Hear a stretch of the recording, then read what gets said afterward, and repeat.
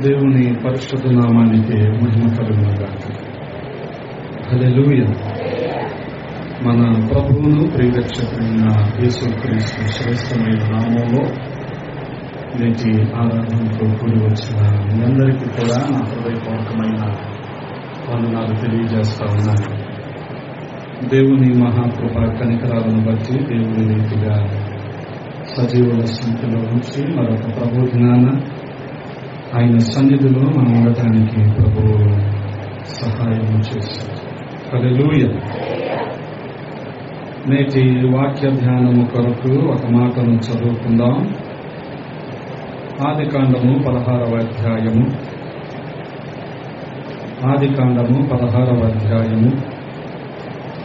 14వ వచనాన్ని చదువుతూ ఉన్నాను, గమనించండి. 16, 14. అందుచేత ఆ నీటి బొగ్గకు పెయేర్ లహాయి రోయి అను పేరు పెట్టబడెను. అది కాదేశుకును పెరదుకును మధ్యనున్నది. ప్రార్థన.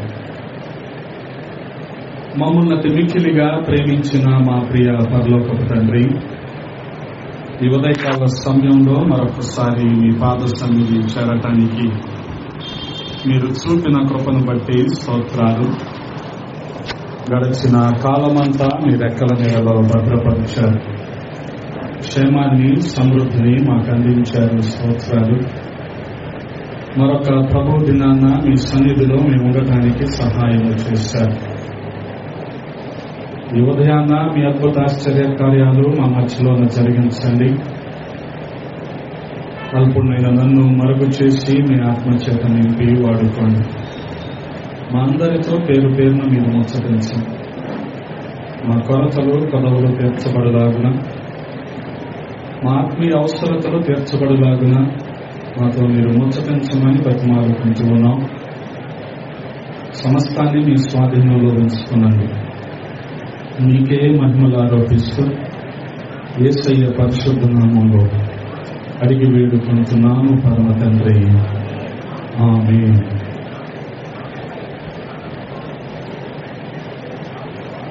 అదే రీతిగా సామెతల గ్రంథము 4వ అధ్యాయము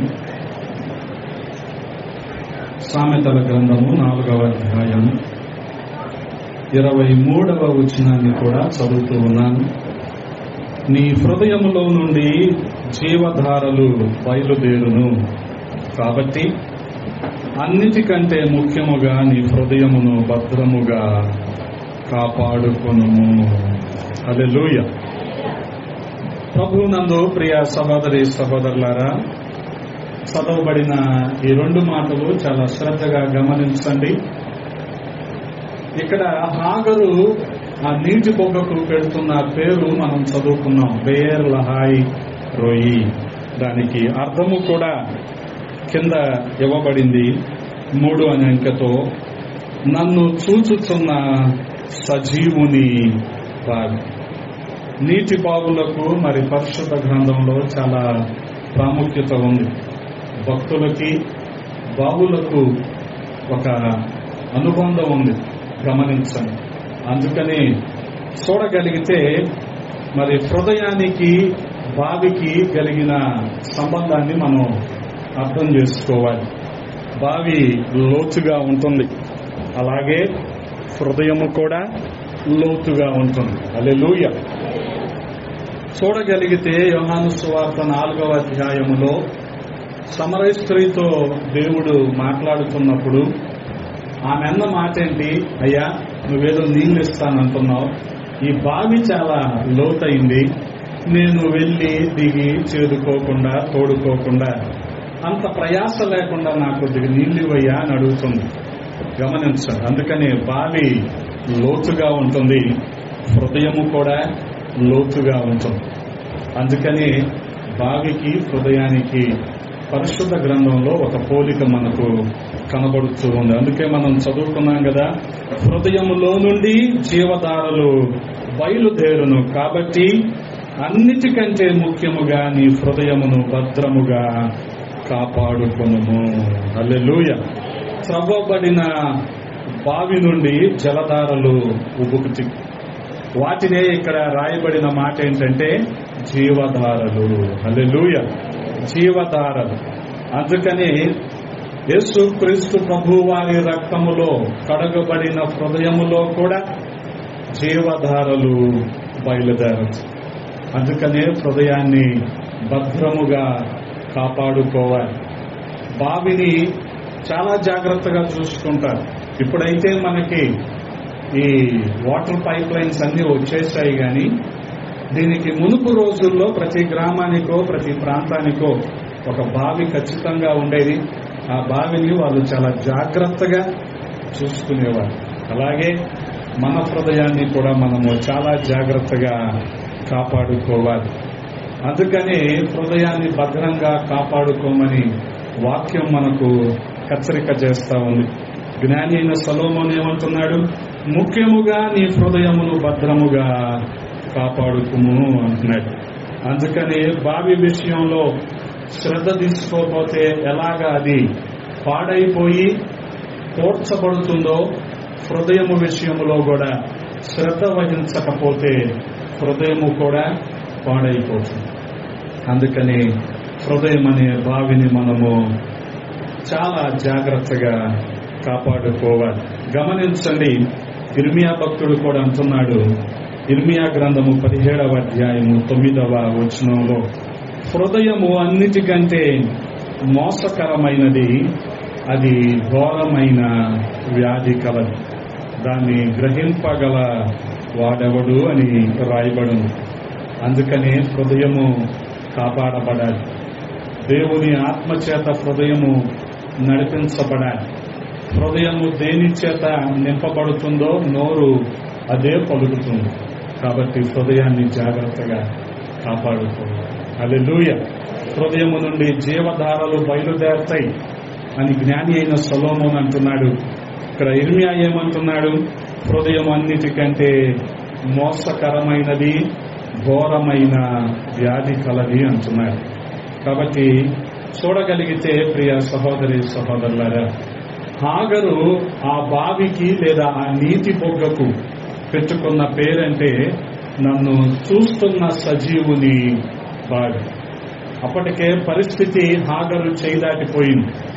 వాస్తవానికి గమనించండి, అంతకు మునుపు ఉన్న పరిస్థితులు వేరు. ఎక్కడో ఐగుప్తు నుంచి వచ్చింది, వచ్చి సారాయి దగ్గర చాలా నమ్మకంగా పనిచేస్తా ఉంది. చాలా కాలంగా అబ్రహాముకు సారాయికు పిల్లలు లేరు కదా, ఇంకేంటి పరిస్థితి కదా. వారిద్దరి మధ్య బహుశా వాగ్వాదం జరిగి ఉంటుంది. జరిగి సారాయి అన్న మాట ఏంటంటే, ఇదిగో నా దాసి అయిన హాగర్ని నువ్వు వివాహం చేసుకో అన్నది సారాయి. కానీ ఎప్పుడైతే హాగరు గర్భవతి అన్న సంగతి తెలిసిందో పరిస్థితులన్నీ మారిపోయింది. నిన్నటి వరకు దాసి, ఇప్పుడు అది అచ్చ తెలుగు పదం, నేను నా నోటితో చెప్పకూడదు. అది నిన్నటి వరకు దాసి, ఇప్పుడు కాదు.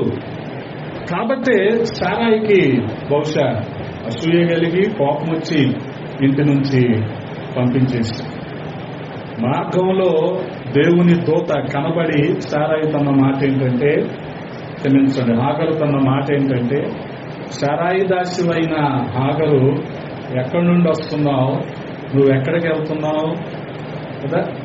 అంతకు మునుపు 8వ వచనంలో మనం చూడగలిగితే, సారాయి దాసివైన హాగరు ఎక్కడి నుండి వచ్చితివి, ఎక్కడికి వెళ్ళుచున్నావని అడిగినందుకు, అది నా యజమానురాలైన సారాయి యొద్ద నుండి పారిపోవచ్చున్నాను నేను. అటువంటి పరిస్థితుల్లో, బ్రతుకు మీద ఆశ లేని పరిస్థితుల్లో, అంత జీవితం అంతా అంధకారం అయిపోయిన పరిస్థితుల్లో ఆమెకు కనిపించింది ఏంటంటే ఈ నీటి బొగ్గ. అంటే ఆ నీటి బొగ్గకు ఆమె పెట్టుకున్న పేరు గమనించండి, నన్ను చూస్తున్న సజీవుని. ఆయన చూచుతున్న దేవుడు. హల్లెలూయా. అందుకనే హాగరు ఆ పేరు పెట్టుకుంది. ఇందులో హాగరు ప్రమేయం ఏమీ లేదు. హాగరు కనీసం అక్కడ నిర్ణయం తీసుకోవటానికి కూడా లేదు. దాసి కాబట్టి నిర్ణయం అంతా శారాయిదే. శారాయే నిర్ణయించింది, ఇప్పుడు శారాయే తరిమేసింది కదా. ఇప్పుడున్న పరిస్థితుల్లో ఏం చేయాలి? చావు తప్ప నాకు వేరొక మార్గం లేదు అనుకుంది హాగరు. అటువంటి పరిస్థితుల్లో దేవుడు ఆమెను చూశాడు. ఆయన వాక్కు చేత దర్శించాడు. ఆయన వాక్యము ద్వారా హాగరుకు ఆదరణ కలిగింది. ఆ ఆదరణ ద్వారా ఆమె ఆ పరిస్థితికి, ఆ నీటి బొగ్గకు పెట్టుకున్న పేరేంటంటే బెయిర్ లహాయి రోయి. అంటే నాకు జీవము లేదు, కానీ దేవుడు నాకు జీవాన్ని ఇచ్చాడు. నాకు బ్రతుకు మీద ఆశ లేదు, కానీ ఆ ఆశను దేవుడు చిగురింపజేశాడు. హల్లెలూయా. అందుకని ఆయన సజీవుడు. నేను ఇంకా మరణాంధకారంలోకి వెళ్ళిపోబోతున్నాను, చావు తప్ప నాకు వేరొక దిక్కు లేదు, కానీ దేవుడు నాకొక నిరీక్షణ కలుగజేశాడు. అందుకే ఆయన నన్ను చూస్తున్న దేవుడు. హల్లెలూయా. గమనించండి, ఆమె హృదయాన్ని చూశాడు, ఆమె అంతరంగాన్ని చూశాడు, ఆమె పరిస్థితిని చూశాడు. వాటన్నిటినీ కూడా దేవుడు మార్చి వేశాడు. నువ్వు చేయాల్సిన పనేంటో తెలుసా? నువ్వు తిరిగి వెళ్ళాలి. నువ్వు తిరిగి వెళ్ళి నీ యజమానురాలు దగ్గర అణిగి ఉండాలి కదా. నీకు రావాల్సిన ఫలం ఇచ్చేది నేను, శారాయి కాదు, అబ్రహాము కాదు. నీకు రావాల్సిన ఫలము ఇచ్చేది నేను. కాబట్టి నువ్వు తిరిగి వెళ్ళు. నీకు నిరీక్షణ లేదనుకుంటున్నావేమో, నీకు అసలు భద్రత లేదనుకుంటున్నావేమో, నీకు జీవించే హక్కే లేదనుకొని చనిపోదాం అనుకుంటున్నావేమో, నువ్వు తిరిగి వెళ్ళు. దేవుని దూత హాగరుతో మాట్లాడాడు. అంటే దేవుడే మాట్లాడాడు. హల్లెలూయా. ఆ వాక్కు ద్వారా, ఆయన మాటనగా వాక్యము, ఆ వాక్యము ద్వారా హాగరు ఆదరించబడింది.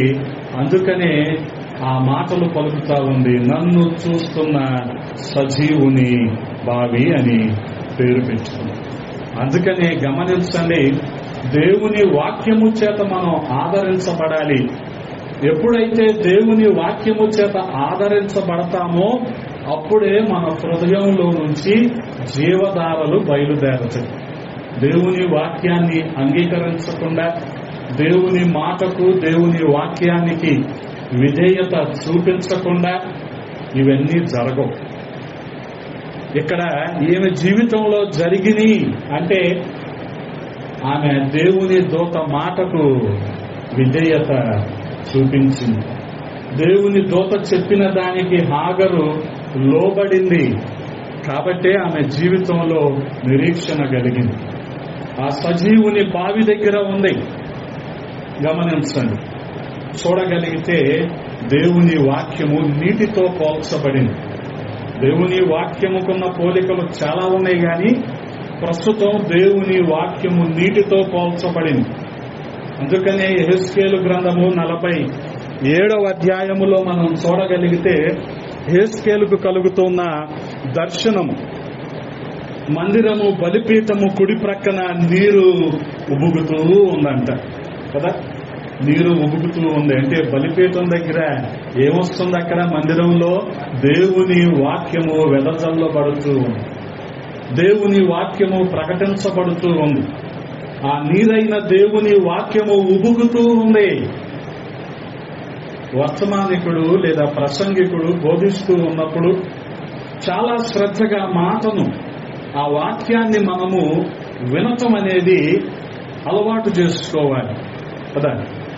వినేవారు చాలా రకాలుగా ఉంటారు. విన్నట్టు నటించేవారు ఉంటారు, నిజంగా వినేవారు ఉంటారు. బహుశా ఇక్కడే నేను రాహాబు గురించి చెప్పాను కదా. రాహాబు వింది. ఎక్కడ కూర్చొని వింది? గల్లా పెట్టి దగ్గర కూర్చొని వింది. కాబట్టి రాహాబు జీవితంలో ఒక గొప్ప కార్యం జరిగింది. ఎలా జరిగింది అంటే వింది, విశ్వసించింది, తీర్మానించుకుంది. ఆ తీర్మానము ఆమెను ఆశీర్వాదంలోనికి నడిపించింది. మన జీవితంలో కూడా ఆశీర్వాద పదంలో మనం వెళ్ళలేకపోతున్నామంటే వింటున్నాం, వదిలేస్తున్నాం, విని మార్కులు వేస్తున్నాం, వదిలేస్తున్నాం. అంతేగాని విన్న దాన్ని మన హృదయంలో భద్రం చేసుకోవటం లేదు, విన్న దానిని తలపోసుకోవటం లేదు, మననం చేసుకోవటం లేదు, విన్న దానిని అసలు ఆచరించడం లేదు కదా. ఇలాగా విన్న వెంటనే తలూపే వాళ్ళు కొంతమంది ఉంటారు. అంటే వాళ్ళు అప్రూవ్ చేసినట్టు అనమాట ఇదంతా. అవును నిజమే అన్నట్టు. అక్కడికి వాళ్ళు ఏదో ఏసీటీసీలోనూ లేకపోతే యూనియన్ బైబిల్ సెమినరీలోనూ చదువుకొని వచ్చారు కాబట్టి వాళ్ళు అంటా ఉంటే నిజమే అని అనుకోవాలి మిగతా వాళ్ళు అందరూ. ఇలా అంటా ఉంటారు. అది బహుశా వాళ్ళకి నిద్ర నుంచి బయటికి రాక తలుగుతారా లేకపోతే విన్నదానికి తలుగుతారా నాకు అర్థం కాల ఇన్ని సంవత్సరాలు. ఇంకొంతమంది ఎలా అంటారంటే చెప్పరా చెప్తున్నావుగా చెప్పు అన్న తింటారన్నమాట. ఇది మార్కులేసి వెళ్ళిపోతారు. ఆయన బాగా చెప్తారు, ఈయన బాగా చెప్పడు, వీళ్ళు బాగా చెప్తారు, వీళ్ళు బాగా చెప్తారు, కానీ మార్కులు వేస్తారు కానీ అందులో ఏ మార్కులు ఉండవు. అందుకని ఆశీర్వాదం వరకు రాదు. గమనించండి.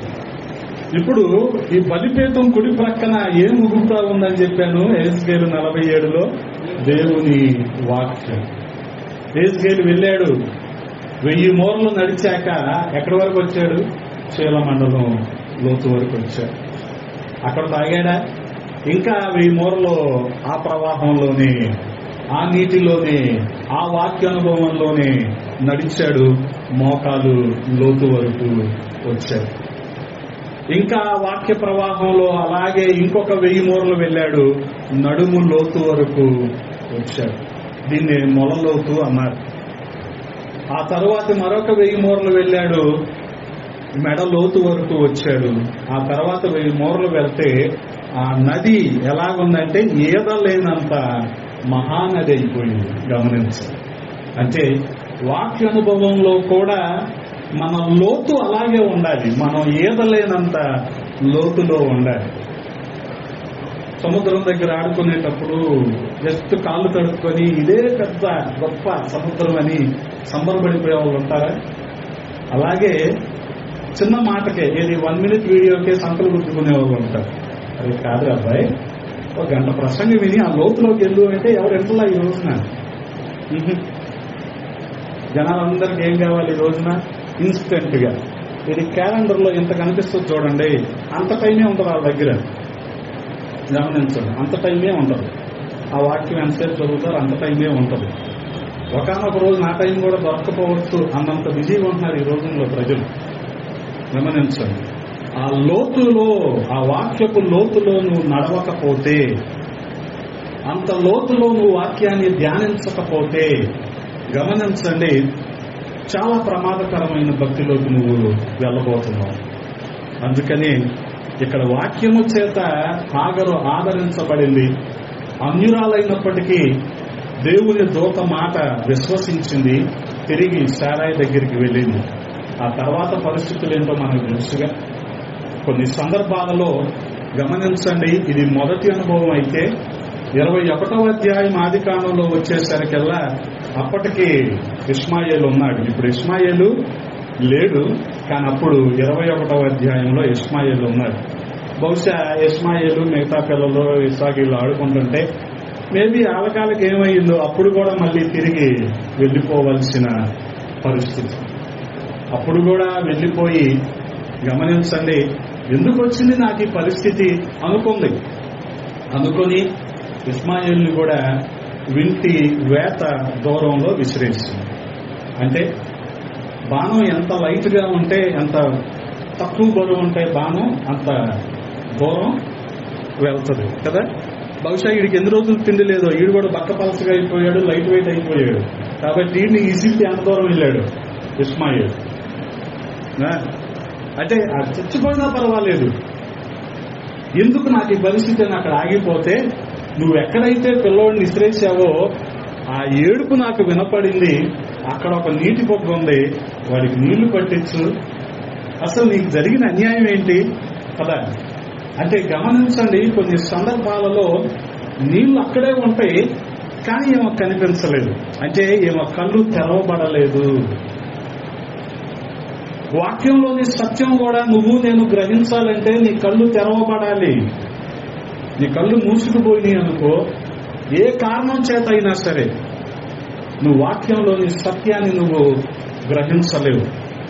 గమనించండి, ఒకనాటికి అద్భుతాలు, సూచక క్రియలు నిన్ను నిలబెట్టలేవు, కొంతమేరకే. కానీ వాక్యం అనే పునాది మీద నువ్వు ఉన్నావు అనుకో, ఎవరు కూడా నీ విశ్వాసాన్ని కదిలించలేరు. అందుకని ఇది చాలా ప్రాముఖ్యమైనది. ఈ వాక్యం అనే పునాది మీద నిలబడకుండా నిన్ను ఏది ఆపేస్తుందో, ఏది నిన్ను మాస్క్ చేసేస్తుందో పరిశీలించుకోవాలి. చాలా చేసేస్తాయిగా. దేవుని కంటే దైవజనులు ఎక్కువైపోయే రోజులు ఇవి. మరి అది మాస్క్ కాదా? ఈ మాస్కులో నీకు వాక్యం కనిపించట్లా. గమనించండి, ఎంత ప్రమాదకరమైన భక్తిది కదా. ఒక మాట చెప్పనా, ఇది విగ్రహారాధన. అందుకని ఈ ఫౌండేషన్, ఈ పునాది నీకు అర్థం కావట్లా. 21వ అధ్యాయంలోనికి మనం వెళ్ళగలిగితే 21:19 మనం చదువుదాం.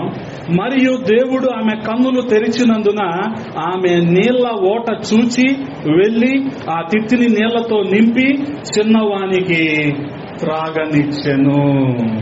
గమనించండి, సత్యవాక్యం ఏదో తెలియకుండా కళ్ళు మూయబడిపోతున్న ఈ రోజున విశ్వాసులు.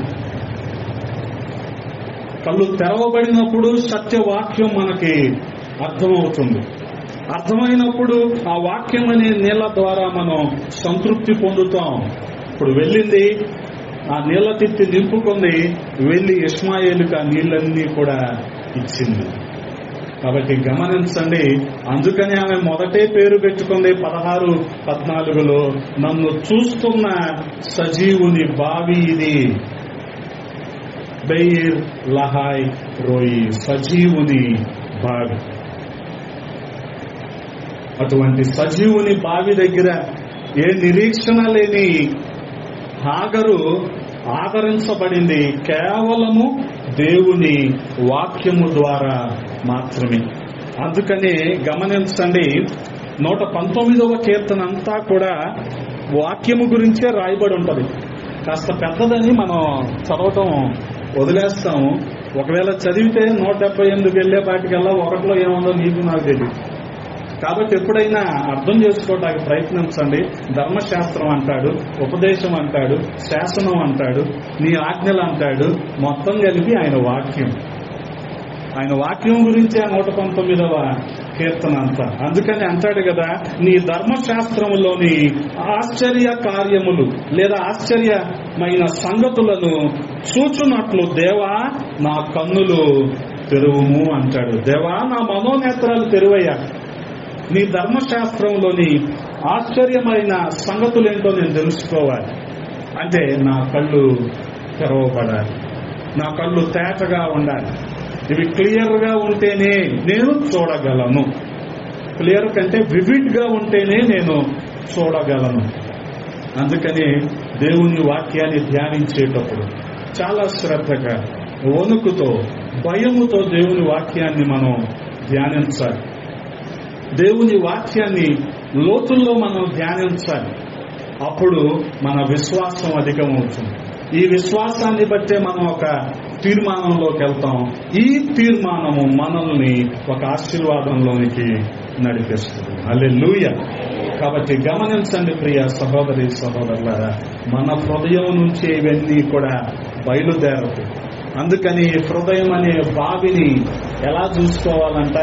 జాగ్రత్తగా కాపాడుకోవాలి.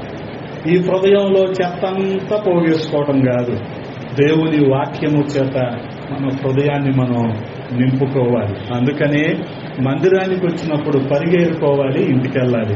పనికి మాలిని అన్ని ఏరుకున్నామనుకో చెత్తే మిగులుద్ది. ఇక జీవదారులు బయలుదేరడానికి అవకాశం ఎక్కడ ఉంటుంది? అది పొలానికి వెళ్ళినప్పుడు ఏం ఏరుకోవాలి? పరిగేరుకోవాలి, పనికి మాలిని ఏరుకోవాలి.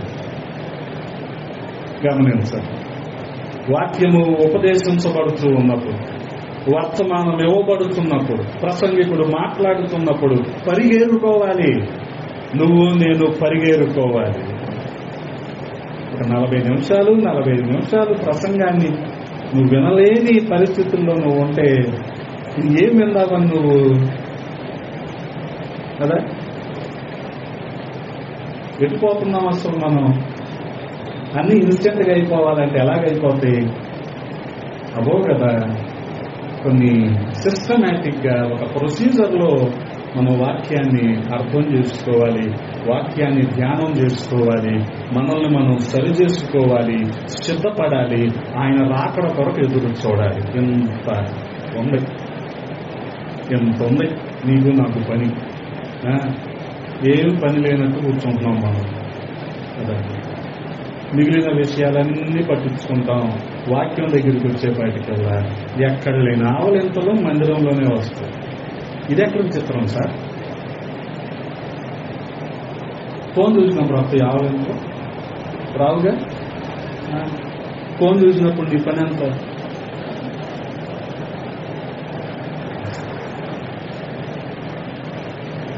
మందిరంలోనే ఆవలింతలు వస్తాయి. నీకు ఆసక్తి ఉండాలండి, వాక్యాన్ని వినటానికి ఆసక్తి ఉండాలి. అరే నీ విజ్ఞాన ప్రదర్శనప్పుడేమో నువ్వు ఎలర్ట్గా ఉంటావు, ఈ ఉపదేశం అప్పుడేమో ఎలర్ట్గా ఉండవా? ఏకాగ్రత ఉండాలి, చురుగ్గా ఉండాలి. అసలు వింటం అనేది అంత కలవ తెలుసా మీకు? Listening is an art.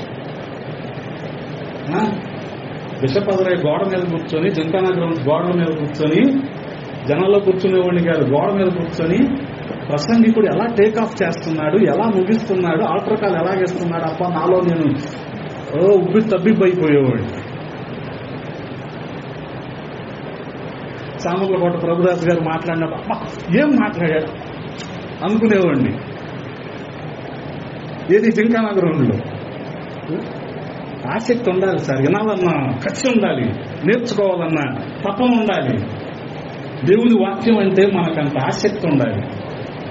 ఆసక్తి మిగతా వాటి మీద ఉండటం వల్ల ఉపయోగం లేదు, దేవుని వాక్యం మీద మనకు ఆసక్తి ఉండాలి.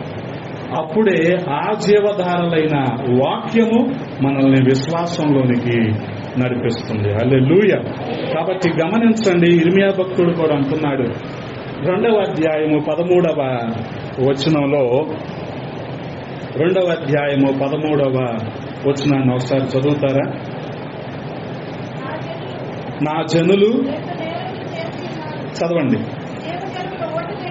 జీవజలముల ఓట అయిన యేసయ్యను వాళ్ళు గుర్తించలేదు, తమ కొరకు చదవండి అక్క. అనగా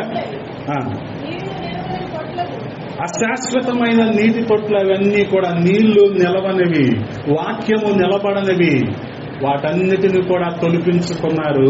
కానీ అసలైన దాన్ని విడిచిపెట్టేశారు. దేవుణ్ణి అయితే విడిచిపెట్టేశారు, డాక్టర్ని అయితే పట్టుకున్నారు. గమనించారు, ఇది అస్సలు మంచిది కాదు. దేవుణ్ణి విడిచిపెట్టేసి సిద్ధాంతాన్ని పట్టుకుని వేలాడే వాళ్ళు ఈ రోజున చాలా మంది ఉన్నారు. గమనించారు, వాక్యాన్ని విడిచిపెట్టేసి మిగిలిన విషయాల మీద దృష్టిని పెట్టేవాళ్ళు, ఫోకస్ చేసేవాళ్ళు చాలా మంది ఉన్నారు. మంచిది కాదు. అందుకని ఆ మరణకరమైన పరిస్థితుల్లో నుంచి జీవములోనికి మనం రావాలి. ఆ చీకటిలో నుంచి వెలుగులోనికి, ఆశ్చర్యకరమైన తన వెలుగులోనికి మనం రావాలంటే ఖచ్చితంగా వాక్యాన్ని మనం అంగీకరించాలి, వాక్యానికి లోబడాలి, విధేయత చూపించాలి. వాక్యము కొరకైన ఆశ, ఆసక్తి మనకు ఉండాలి. కోరాహు కుమారులు గనక ఎప్పుడు మందిరానికి వెళ్దాం అన్న ఆశను కలిగి ఉన్నారో అటువంటి ఆశ మనం కూడా కలిగి ఉండాలి. గమనించు ప్రియ సహోదరి సహోదరులారా, ఈ మొదటి భావి ఏంటంటే గమనించండి, ఇది సజీవుని భావి. అటువంటి జీవపు వాక్యం, జీవధారలు మన హృదయం నుండి బయలుదేరుతాయి. కాబట్టి మన హృదయాన్ని మనం జాగ్రత్తగా కాపాడుకోవాలి. అందుకనే యెషయా భక్తుడు కూడా అంటున్నాడు 12వ అధ్యాయము 3వ వచనంలో, 12వ అధ్యాయము 3వ వచనంలో, కావున మీరు ఆనందపడి రక్షణాధారములైన బావుల నుండి నీళ్లు చేదుకొందురు. ఏం కలిగిస్తుంది? రక్షణాధారమైన బావులు. వీటిల్లో నీళ్లు చేదుకోవటం వల్ల మనకు వచ్చేదేంటి? ఆనందం కదా. అందుకనే దేవుని వాక్యాన్ని మనము శ్రద్ధగా వినాలి, దేవుని వాక్యాన్ని అంగీకరించాలి, లోబడాలి. దేవుని వాక్యానికి మనం విధేయత చూపించాలి. ఇదే యెషయా భక్తుడు అంటాడు 55వ అధ్యాయములో మొదటి వచనంలో, దప్పికొనిన వారలారా నీళ్ల యొద్దకు రండి. ఇంకో నెలన్నర పోతే ఈ సమయానికి 12:30కి బాగా మనకు దాహం వేస్తుంది. అప్పుడు ఏం తాగితే మన దప్పిక తీరుద్ది? స్ప్రైట్. ఇది క్లియర్. తాగితే దప్పిక తీరుద్దా? మంచినీళ్ళు తాగితే దప్పిక తీరుద్దా? మంచినీళ్ళు తాగితేనే దప్పిక తీరుద్ది. అందుకని అది పేరేంటి? ఇంకా గట్టిగా, దాని పేరే మంచినీళ్ళు. అంటే ఏంటి అర్థం? అన్ని నీళ్లు మంచి కాదు, అదే మంచినీళ్ళు. అది తాగితేనే మనకు దప్పిక తీరుతుంది. మనుషుల మాటల వల్ల ఆదరణ కాదు, దేవుని వాక్యం వల్లనే ఆదరణ. అందుకనే గమనించండి, దప్పికొనిన వారలారా నీళ్ల యొద్దకు రండి కదా. వాస్తవానికి సమరయ స్త్రీ నీళ్ల దగ్గరికే వచ్చింది, అక్కడే ప్రారంభమైంది ఆమె జీవితంలో మార్పు. గమనించండి. అందుకని హాగరు ఈ నీటి బొగ్గకు పెట్టుకున్న పేరేంటంటే సజీవుని బావి, బైర్ లహాయి రోయి. మరొక బావిని మీకు నేను జ్ఞాపకం చేస్తాను. పేతురు 2వ పత్రిక 2వ అధ్యాయం. పేతురు 2వ పత్రిక 2వ అధ్యాయం 17వ వచనాన్ని చదువుతూ ఉన్నాను. గమనించండి. వీరు నీళ్లు లేని బావులను పెనుగాలికి కొట్టుకొని పోవు మేఘములునై ఉన్నారు. ఎలాగున్నారంట వీళ్ళు? నీళ్లు లేని బావిలాగా, పెనుగాలికి కొట్టుకొని పోయే మేఘంలాగా, స్కాటర్డ్ క్లౌడ్స్. పెనుగాలికి కొట్టుకొని పోయే మేఘాలలాగా ఉన్నారు.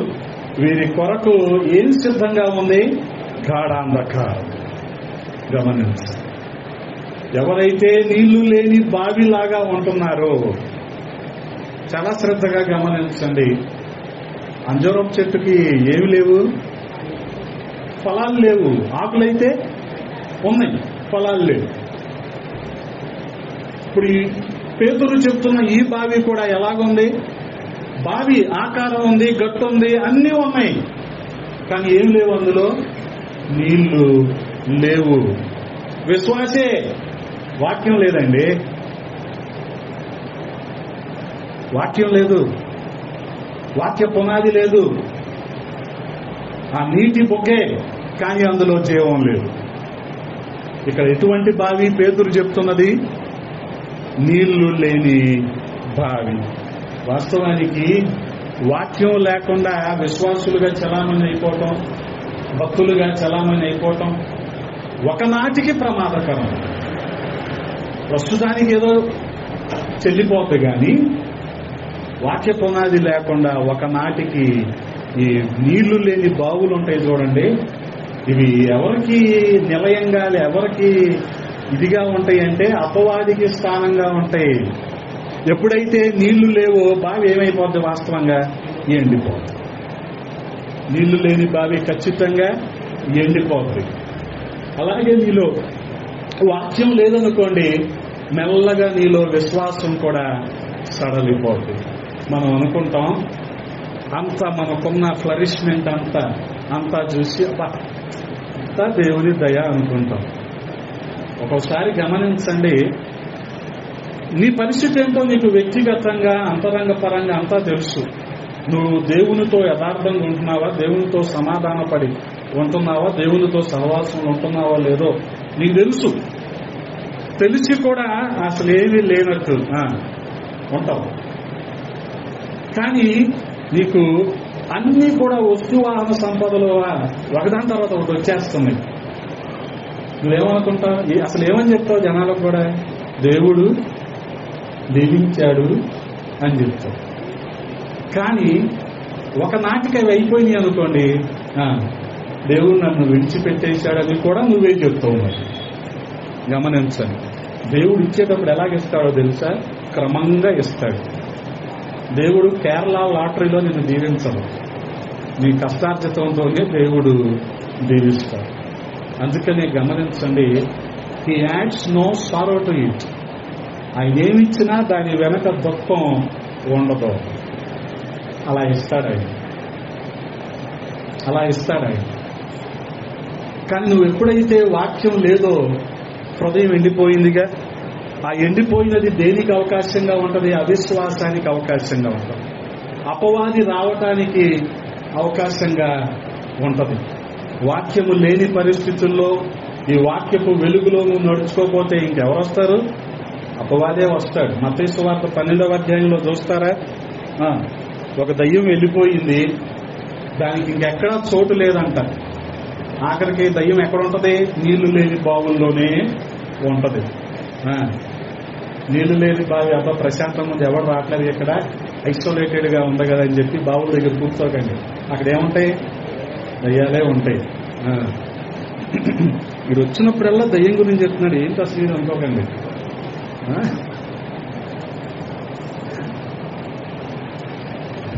నాకు భయం లేదు, అందుకని చెప్తాను నేను. ఎద ఉండే కాదు, వెనకాల ఉండే కూడా కనపడతాయి. కొన్ని ఉంటాయి కదా వెనకాల, అవి కూడా కనపడతాయి.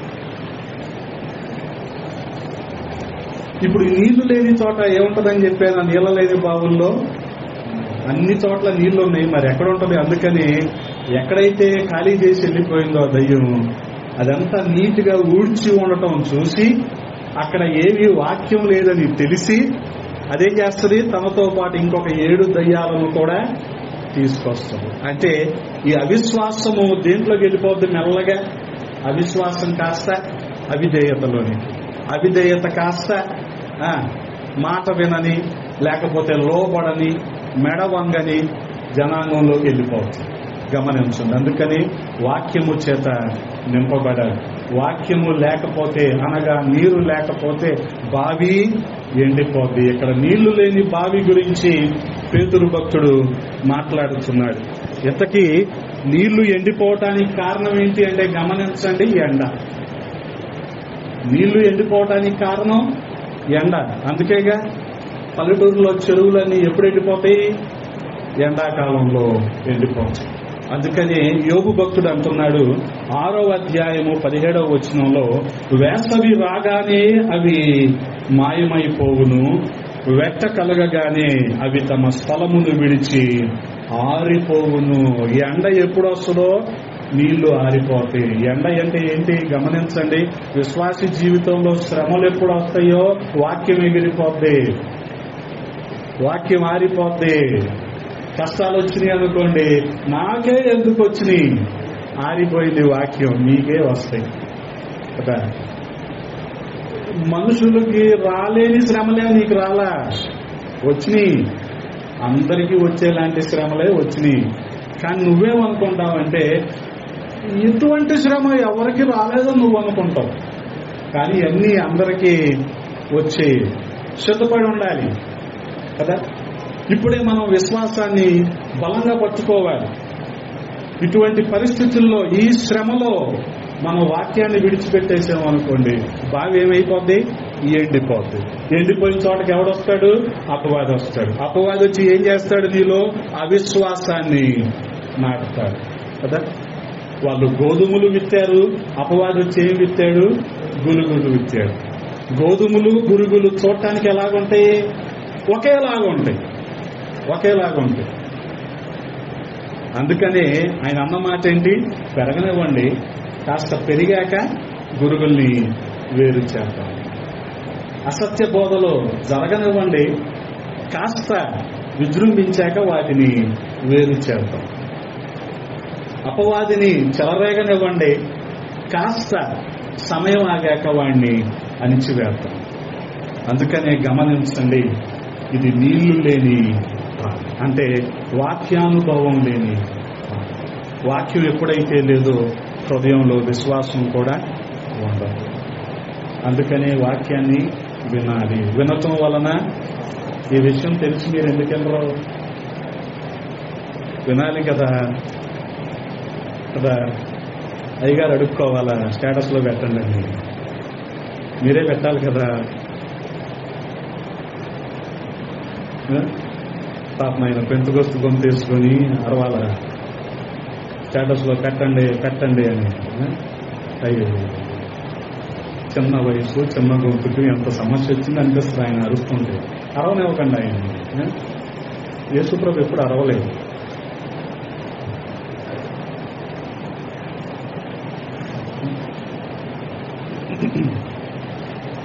అందుకే గమనించండి, బావి ఎండిపోయింది, వాక్యం లేక బావి ఎండిపోయింది. మరొక బావిని నేను మీకు జ్ఞాపకం చేస్తాను. ఆది కాండము 26వ అధ్యాయము 15వ వచనం. 26వ అధ్యాయము 15వ వచనం. అతని తండ్రి దాసులు త్రవ్విన బావులన్నిటినీ ఫిలిష్తీయులు మన్ను పోసి పూడ్చివేసిరి. ఇంతకు మునుపేమో ఎండిపోయిన బావి, ఇదేమో పూడ్చివేయబడిన బావి. ఎండిపోయిన తర్వాత అపవాది ఏం చేస్తాడు? 4 రాళ్ళు వేస్తాడు. ఇంకా అప్పుడు బావి ఏమైపోద్ది? పూడుకుపోద్ది. అవిశ్వాసంతో ఉన్నప్పుడు అపవాది ఇంకేం చేస్తాడు? మనల్ని ఇంకా నీరు గార్చడానికి ప్రయత్నిస్తాడు. ఇంకా నాకే ఈ శ్రమ వచ్చింది, నాకే ఈ బాధ వచ్చింది, నాకే ఇబ్బంది వచ్చింది, నాకు తప్ప అందరూ బాగానే ఉన్నారు, మిగతా వాళ్ళందరూ, నేనే ఎందుకు ఇలా అవ్వాలి? ఈ కృంగుదల, ఈ నిరుత్సాహంలో అపవాది ఇంకా నిన్ను దూరం చేసేస్తాడు సహవాసానికి. అందుకనే శ్రమలు వచ్చిన ప్రతి వ్యక్తి కూడా సహవాసానికి దూరంగా ఉంటాడు. గమనించు. మందిరానికి రావడానికి ఏం వస్తాంలేండి, నాకు మా పరిస్థితులు ఎలాగున్నాయి అలాగున్నాయి అంటాం. కానీ ఆ సమయంలోనే నువ్వు రావాలి, ఇంకా ఎక్కువగా రావాలి. బుధవారం రావాలి, శుక్రవారం రావాలి. ఎందుకని? నీ విశ్వాసం అప్పుడే బలపడుతుంది. గమనించు. నువ్వు ఎండిపోయిన బావిలాగానే ఉన్నావు అనుకో, అపవాది ఏం చేస్తాడు? ఫిలిష్తీయులు అపవాదులేగా, ఫిలిష్తీయుడు సైతానికి గుర్తేగా. అందుకని వాడేం చేస్తాడు? ఫిలిష్తీయులు ఇస్సాకు తండ్రి అబ్రహాము తవ్వించిన బావులన్నిటిని వాడు పూడ్చేశాడంట. గమనించండి, పూడ్చివేయబడిన బావు. ఎప్పుడైతే వాక్యము లేదో, వాక్యం అనే జీవధారలు బయలుదేరటం లేదో, శ్రమలు వచ్చినాయో, వాక్యము ఎండిపోయింది, నీరు ఎండిపోయింది. ఆ ఎండిపోయిన బావిలో అపవాది చేసిన పనేంటి? పూడ్చేశాడు. అంటే రక్షించబడి కూడా వాక్యాన్ని శ్రద్ధగా వినకపోతే, వాక్యాన్ని అనుసరించకపోతే జరిగే పరిస్థితి ఏంటి? ఆ బావి పోడ్చబడిపోతుంది. హృదయం కూడా పోడ్చబడిపోతుంది. అపవాది చాలా ప్రాధాన్యతలు ఇచ్చేస్తాడు. అది కాదు, మందిరం కాదు, మిగతా పనులు చాలా ఉన్నాయి, మిగతా బాధ్యతలు ఉన్నాయి, ఇన్ని రకాలుగా పెట్టేస్తాడు. ఇన్ని రకాలుగా ఆ బావి పోడ్చబడిన తర్వాత ఏంటి పరిస్థితి? అందుకని అబ్రహాము తన తండ్రి దాసులు తవ్వించిన బావులను శత్రువులు ఏం చేశారు? మట్టి పోసి పూడ్చేశారు. ఫిలిష్తీయులు చేసిన పని ఏంటంటే, అతని తండ్రి దాసులు తవ్విన బావులన్నిటినీ ఫిలిష్తీయులు మన్ను పోసి పూడ్చివేసిరి. గమనించండి, రకరకాల చెడ్డ ఆలోచన. దీంతో ఏమనిపిస్తుంది? రక్షించబడక మునుపు ఉండే పరిస్థితే బాగుండే అనిపించేంత అవిశ్వాసంలో తీసుకెళ్లిపోతాడు ఇక బావి పూడ్చిన తర్వాత. అందుకనే దీనంతటికీ మూలం ఎక్కడుందంటే, మనం వాక్యాన్ని సరిగ్గా వినకపోవటంలో. విన్నామనుకోండి ఈ సమస్యలే ఉండవు. వినకపోవటం వల్ల ఏమైపోయింది? హృదయం ఎండిపోయింది, వాక్యం లేదు, అవిశ్వాసం వచ్చేసింది. అపవాది ఇంకా 4 రాళ్ళు వేసి ఆ బావిని ఏం చేశాడు? పూడ్చేశాడు. అందుకని వాక్యాన్ని మనం శ్రద్ధగా వినాలి. లేకపోతే ఈ బావి పూడ్చబడిన తర్వాత గమనించండి, పాప జీవితంలోకి మనుషులు వెళ్ళిపోతూ ఉంటారు. దేన్నైతే విడిచిపెట్టి ప్రభువుని వెంబడించడానికి తీర్మానించుకున్నారో దీన్ని విడిచిపెట్టేసి మళ్ళా పాత జీవితంలోనికి వెళ్ళిపోవటానికే మొగ్గు చూపుతారు. ఏ విగ్రహారాధన అయితే విడిచిపెట్టి ప్రభువుని వెంబడించడానికి తీర్మానించుకున్నారో ఆ ప్రభువుని వదిలిపెట్టేసి మళ్ళీ విగ్రహారాధనలోనికి వెళ్ళిపోతూ ఉంటారు. గమనించండి. అందుకని ఎఫెసీ సంఘానికి రాస్తూ పౌలపోస్తలుడు అంటాడు 2వ అధ్యాయము 2వ వచనంలో, మీరు వాటిని చేయుచు వాయుమండల సంబంధమైన అధిపతిని అనగా అవిధేయులైన వారిని ఇప్పుడు ప్రేరేపించు శక్తికి అధిపతిని అనుసరించి ఈ ప్రపంచ ధర్మము చెప్పున మునుపు నడుచుకుంటేది. మునుపు ఎప్పుడు? రక్షించబడక మునుపు. మళ్ళీ ఆ జీవితంలోకి వెళ్ళిపోయారనుకోండి, ఎంత భయంకరంగా ఉంటుంది. అందుకనే మన హృదయం అనే బావి ఎప్పుడు కూడా పోడ్చబడకూడదు. గమనించండి, ఎప్పుడు పోడ్చబడకూడదు. పోడ్చబడకూడదు అంటే అది ఎండిపోకూడదు. ఎండిపోకూడదంటే విశ్వాసములో నువ్వు ఉండాలి, వాక్య ధ్యానములో నువ్వు కొనసాగాలి. అయ్యో నాకు బైబిల్ చదవటం రాదే అనుకోవద్దు. ఇప్పుడు చాలా అవకాశాలు వచ్చింది కదా. నీ ఫోన్ తీసి ఆడియో బైబిల్ తీసుకో, ఆడియో బైబిల్ ఒక్కొక్క అధ్యాయం వింటా ఉండు. ఏది వంట చేసేటప్పుడు కాదు, శ్రద్ధగా ఒక చోట కూర్చొని అదే పని మీద వినాలి కదా, అదే పని మీద వినాలి. నిన్న రోజున నేను మామయ్యతో మాట్లాడుతున్నా, ఇదో సురేష్ మామయ్యతో. ఈలోపు మా నాయనమ్మ ఫోన్ చేసింది. మామయ్య అంటున్నా, ఈయన నాయనమ్మ అంటున్నా. అర్థమైందా? అంటే రెండు పనులు ఒకేసారి చేస్తున్నా కాబట్టి ఎవరిని ఏమంటున్నా నాకు అర్థం కావట్లా. మామయ్య అంటున్నా, నాయనమ్మ అంటున్నా. అర్థమైందా? అందుకని వాక్యం వినేటప్పుడు, వాక్యం చదివేటప్పుడు వేరే పని ఏం పెట్టుకోకూడదు. ఒక మనిషితో ఒకసారే మాట్లాడాలి. అది సర్లే, వృద్ధాప్యం దగ్గరలో ఉందనిపించింది. ఇంకొకటి, 4వ బావి దగ్గరికి వెళ్దాం. ఆది కాండంలోనే 26వ అధ్యాయము 18వ వచనాన్ని చదువుతూ ఉన్నాను. అప్పుడు తన తండ్రి అయిన అబ్రహాము దినములలో త్రవ్విన బావులు ఇస్సాకు తిరిగి త్రవ్వించెను. హల్లెలూయా. గమనించండి, ఇది తిరిగి త్రవ్వబడిన బావి. ఇంతకు మునుపు మనం చూసిందేమో పూడ్చివేయబడిన బావి అయితే, ఇది తిరిగి త్రవ్వబడిన బావి. ఒకవేళ వాక్యానికి దూరంగా వెళ్ళిపోయి, మందిరానికి దూరంగా వెళ్ళిపోయి, సహవాసానికి దూరంగా ఉండి, అలాగే కొనసాగుతూ ఉండి విశ్వాసంలో నువ్వు నీరు గారిపోయినా సరే, దేవుడు నీకు మరొక అవకాశాన్ని ఇస్తున్నాడు. మరొక అవకాశాన్ని ఇస్తున్నాడు. ఎందుకనో తెలుసా? Hour God is a God of second chance. దేవుడు మరొక అవకాశాన్ని ఇచ్చాడు. కాబట్టే ఇస్సాకు చేసిన పని ఏంటంటే, అబ్రహాము ఏ బావులనైతే తవ్వించాడో ఆ బావుల్ని ఫిలిస్తీన్లు పూడ్చేశారు కదా, అలాగా పూడ్చివేయబడిన బావుల్ని కూడా ఇప్పుడు ఇస్సాకు తవ్విస్తున్నాడు. సాతాను ఏ హృదయాన్నైతే ఐహిక విచారాల చేత కదా, మనం మత్తయి సువార్త 13వ అధ్యాయంలో చదువుకుంటాం కదా, విత్తేవాడు విత్తుతూ వెళ్ళిపోయాడు విత్తనాలన్నీ కూడా. కొన్నేమో ఎక్కడ పడిని? త్రోవ ప్రక్కన పడిని.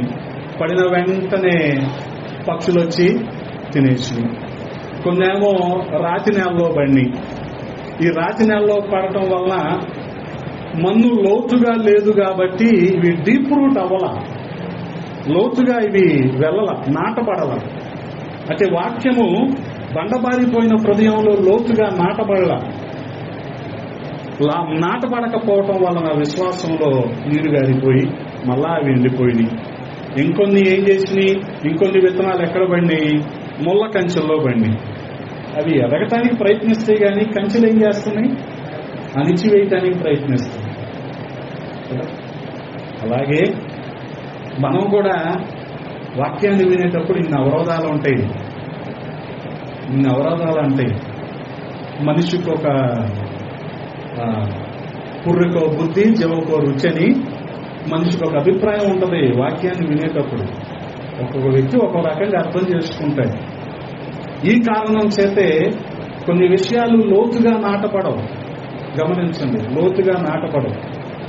అందుకనే అవిశ్వాసంలోనికి మనం వెళ్ళిపోతూ ఉంటాం. కానీ దేవుడు ఏం చేస్తున్నాడు? మరొక అవకాశాన్ని ఇస్తున్నాడు. బావులన్నీ కూడా తిరిగి తవ్వబడాలి. అది కూడా లోతుగా తవ్వబడాలి. గమనించండి, ఆ బావి దగ్గరే కదా సొకార్ అనే ఊరిలో యేసుక్రీస్తు ప్రభువు వారు సమరయ స్త్రీని కలుసుకుంది.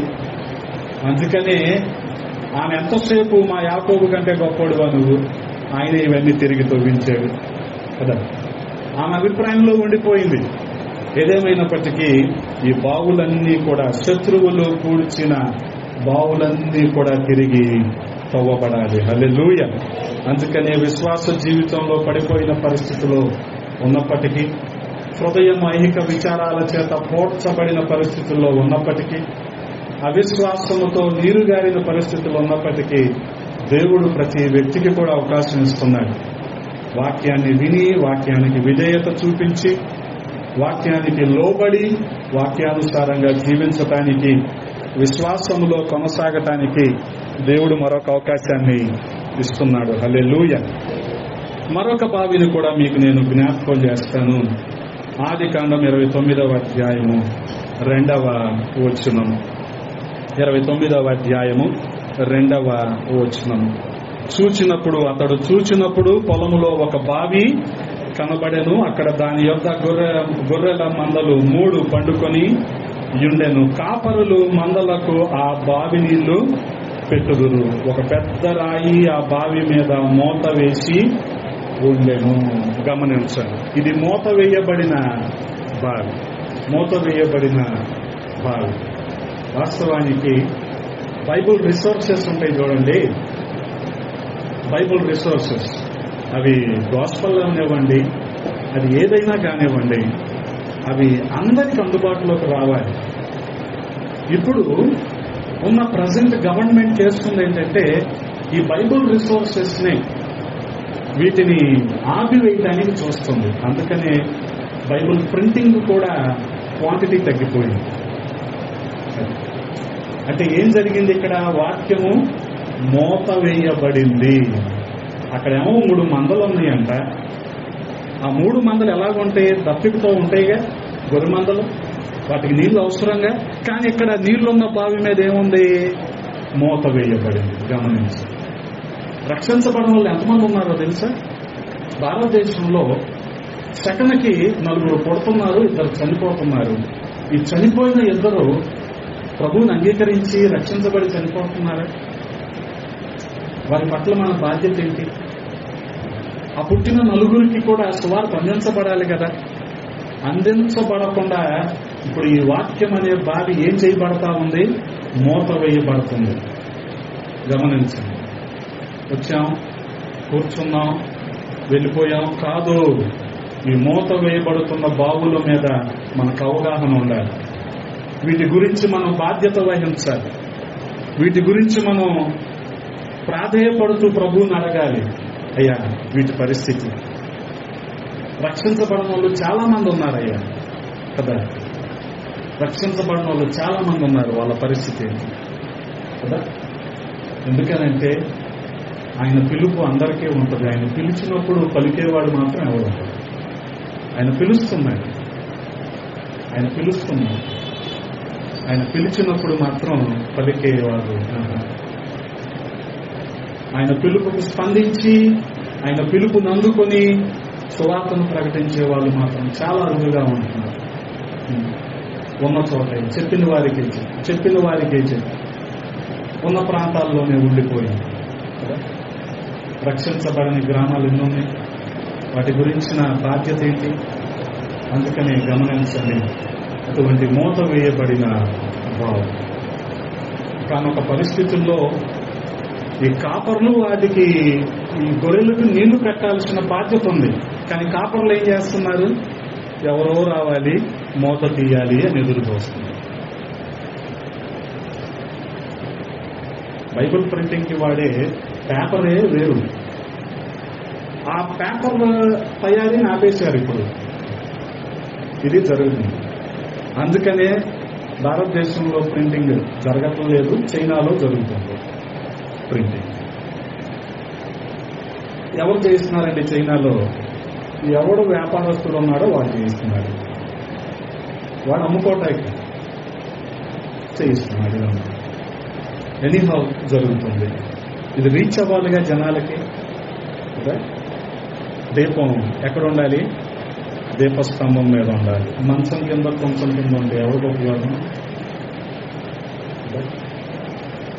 కొత్త నిబంధనలో బైబుల్లన్నీ పైలప్ అయిపోయి, స్టాకప్ అయిపోయి, ఎక్కడో గోడౌన్లో సీజ్ చేయబడి ఎవరో గవర్నమెంట్ ద్వారానే ఉంటే ఎవరికి ఉపయోగం అయ్యి? వీళ్ళ గురించి మీరు ప్రత్యేకంగా ప్రార్థన చేయండి. ప్రత్యేకంగా ప్రార్థన చేయాలి. మూత వేయబడిన బావి. ఇంకో మూత వేయబడిన బావులు ఎవరో తెలుసా? మనలోనే చాలా మంది రక్షించబడుతున్నారు, అలాగా గౌరవం మర్యాద అని కూర్చుంటున్నారంటే ప్రకటించరే ప్రభువుని. నువ్వే రక్షకుడిని అంగీకరించావో ఆ రక్షకుడిని పరిచయం చేయరే. ఎంతకాలం ఇలాగే ఉండిపోతారు నేను రక్షించబడ్డాను సార్. మూత వేయబడిన బావుల్లాగానే ఉండిపోతున్నాం. మీ వరకు వచ్చిన సువార్త నీ నుంచి వెళ్ళట్లా. ఎంత దారుణమైన పరిస్థితిలో తెలుసా? ఈ బాధ్యత వహించేది ఎవరు కదా? అందుకనేనండి మనందరం ఒక చోట కూర్చొని ఆగిపోతే పనులు ఆగిపోతాయి. పరిగెత్తాలి కదా. మాకు దొరికింది ఒక ఆదివారమే, మనం రెస్ట్ తీసుకోకూడదా అని ఆగిపోతున్నారంటే జనాలు. నాకు దొరికింది ఒక్క ఆదివారం. మూత వేయబడిన బావుల్లాగా మనం ఉండకూడదు, గమనించాలి.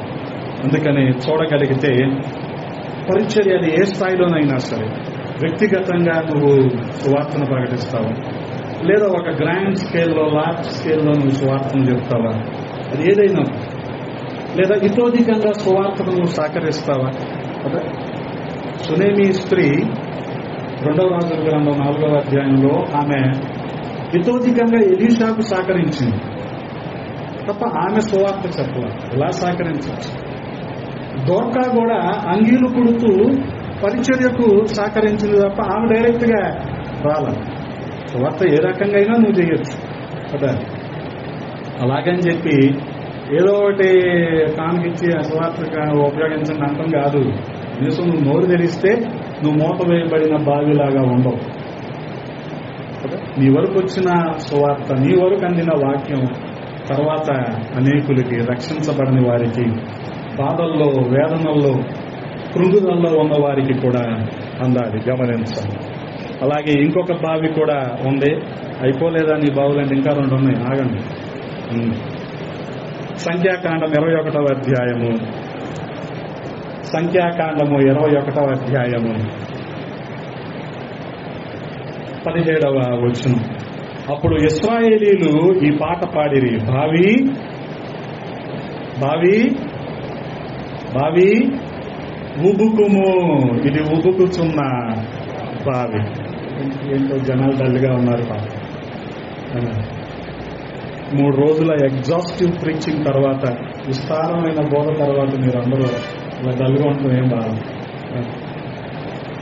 ఎప్పుడు వస్తుంది ఉత్సాహం? అప్పుడు ఇశ్రాయేలీలు ఈ పాట పాడిరి, బావి ఉబుకుము, దాన్ని కీర్తించుడి, ఏలికలు దాన్ని తవ్విరి. ఇది ఉబుకుచున్న బావి, ఇది పరిశుద్ధాత్మనికి సాదృశ్యంగా ఉంది. అందుకని మారు మనసు పొంది రక్షించబడిన ప్రతి వ్యక్తి కూడా పరిశుద్ధాత్మను పొందుకుంటాడు, అపవాదిని ఎదిరించే శక్తిని పొందుకుంటాడు. అందుకనే ఉబుకుచున్న బావి వలనే ఇది సాధ్యం అవుతా ఉంటుంది. గమనించండి, ఉబుకుచున్న బావి. అందుకనే సామెతల గ్రంథంలో జ్ఞాని అయిన సొలొమోను కూడా అంటాడు, నీ సొంత కొండలోని నీళ్లు పానము చేయుము, నీ సొంత బావిలో ఉబుకు జలము త్రాగుము అంటాడు. కాబట్టి ఇది ఉబుకుచున్న బావి. మరొక బావిని కూడా మీకు నేను జ్ఞాపకం చేస్తాను. ఆదికాండం 21వ అధ్యాయం 30వ వచనం. ఆదికాండము 21వ అధ్యాయము 30వ వచనం. ఒకసారి చదువుతారా?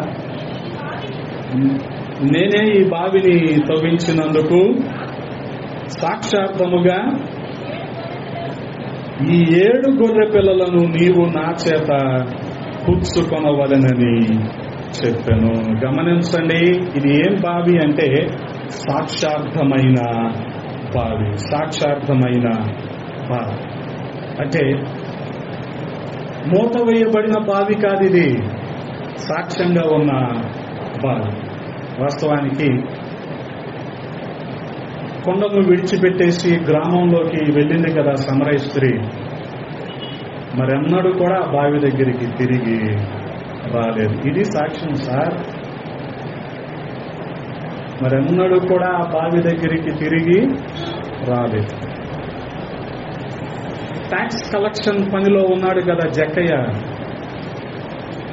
వన్స్ సగం ఆస్తి పేదలకు ఇచ్చేశాక 4 గంటలు తిరిగి అన్యాయమైన ట్యాక్స్ వెనక్కి ఇచ్చేశాక మరెప్పుడు ట్యాక్స్ కలెక్ట్ చేయలేదు. ఇది సాక్ష్యం సార్. మనం కూడా సాక్షార్థమైన బావిగా ఉండాలి. గమనించి, మనం కూడా సాక్షార్థమైన బావిగా ఉండాలి. చెప్పాను కదా, ఆరోగ్య సమస్యలు ప్రతి మనిషికి సహజమే.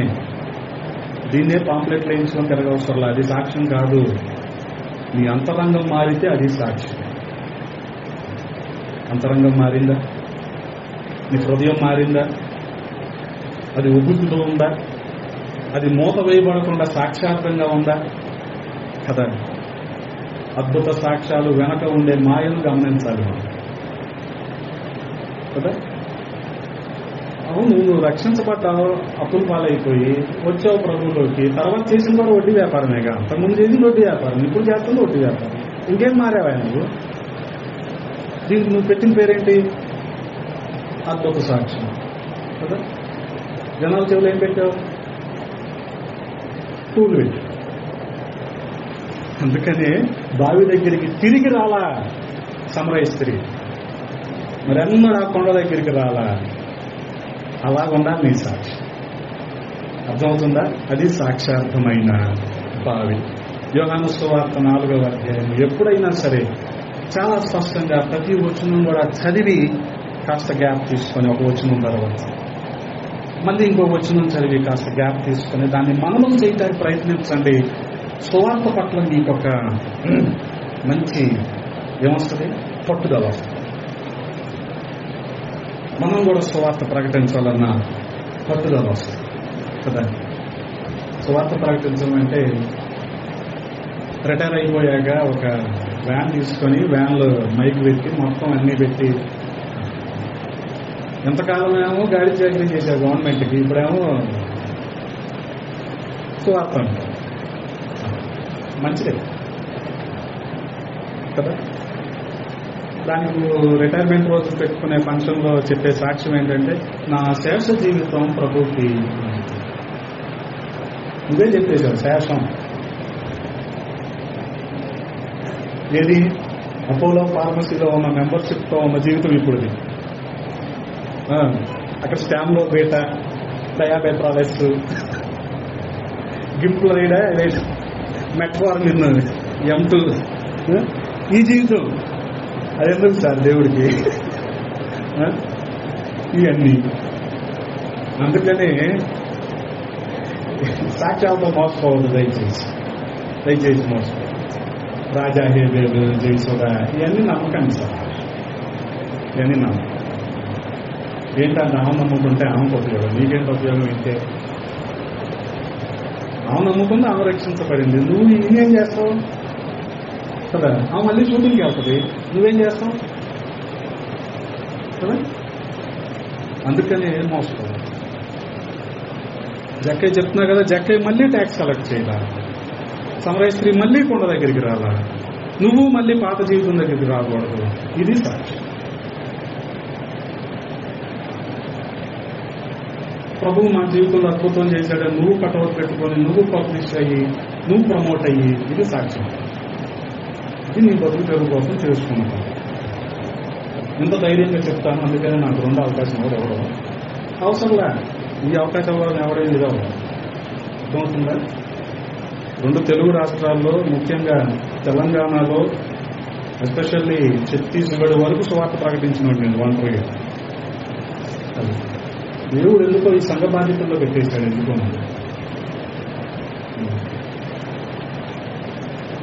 కాబట్టి ఈ సంఘ బాధ్యతల వల్ల నేను కొద్దిగా వెళ్ళలేకపోతున్నాను.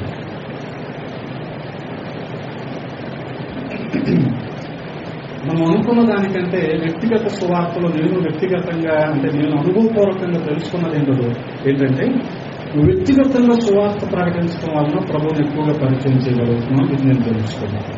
మ్యాసివ్గా జరిగే దాంట్లో పెద్ద రిజల్ట్ ఉండటం లేదని నేను గమనించాను. ఖర్చు తప్ప, ప్రయాస తప్ప ఆశించిన ఫలితాలు, అంటే వారు ప్రభువుని అంగీకరించే విధానం, ఈ రోజుకి పరిచయం లేకుండా ఇంట్లో ఉన్నప్పుడు నేను చేసే పని ఏంటంటే బయటకు వచ్చి ఆబ్జెక్ట్ మీద కూర్చోవాలి. స్టేషన్లో ఖచ్చితంగా 2-3 పంచాయతీలు జరుగుతాయి రోజులో. ఆ వస్తారు మళ్ళీ ఆ ఆబ్జెక్ట్ దగ్గరికి ఆవుతో మాట్లాడాలి. పంచాయతీ గురించి కాదు, నా పని అది కాదు. ఆ కృంగుదలలో వాళ్ళకి ప్రభువుని పరిచయం చేయదు. ఇది వ్యక్తిగత సువార్త. అందుకని అక్కడ ఉంటుందంటే ఇంట్లో మేము ఉంటామని కాదు, ఉంటుందంటే అటు ఇటు పోయినప్పుడు వచ్చి అక్కడ టచ్ తీసుకోవాలి. గమనించండి, నువ్వు కూడా ఒక సాక్షిగా ఉండాలి. అక్కడ అనేకులు కూడా రక్షించబడతారు. ఇప్పుడు సోకాల్డ్ 50%, 60% సాక్షి అద్భుత సాక్ష్యాలతో మీరు అదే మాదిరిగా తీసుకొని మోసపోతే చేసేది ఏం లేదు. మోసపోవద్దు, దయచేసి మోసపోవద్దు. అందుకని గమనించండి, ఆమె 4వ అధ్యాయం 6వ వచనంలో ఆమె ఎక్కడి నుంచి అయితే వచ్చిందో వారి దగ్గరికి వెళ్లి సువార్తను ప్రకటించింది. అలాగే ఈ సేనాదయం పట్టిన వాడు కూడా ఏం చేశాడు? ప్రభువుని ప్రకటించడం ప్రారంభించాడు. దెకపొలిలో ప్రభువుని ప్రకటించడం ప్రారంభించాడు. గమనించండి.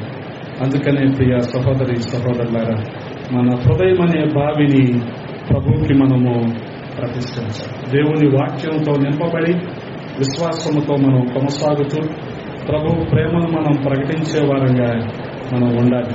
అందుకనే మనం చదువుకున్నాం కదా, సామెతల గ్రంథము 4వ అధ్యాయం 23వ వచనంలో, నీ హృదయములో నుండి జీవధారలు బయలుదేరును. కాబట్టి అన్నిటికంటే ముఖ్యముగా నీ హృదయమును భద్రముగా కాపాడు.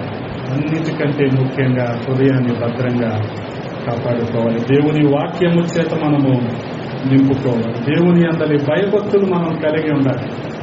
అప్పుడు ఏమంటాడు ప్రభు? హృదయ శుద్ధి గలవారు ధన్యులు, వారు ఎవరిని వస్తారు?